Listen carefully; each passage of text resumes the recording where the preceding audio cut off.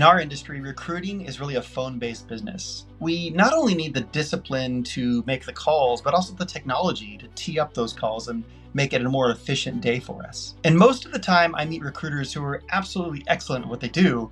They just don't have the right tools. And as a result, it just makes a day less efficient than it needs to be. And at Empower, we provide a platform that automates your activities, sets up your call lists in a way that you can campaign and send sequence messaging to prospective candidates and clients, but also see who's opened those messages, be able to get in there and have a call list and efficiently go through that list that you've warmed up already. And while this technology saves you time, I think we all know that this doesn't mean that you can sit back and wait for job orders. We have to be able to have a mechanism, a planner within your CRM to be able to call down that list of those who you've marketed towards.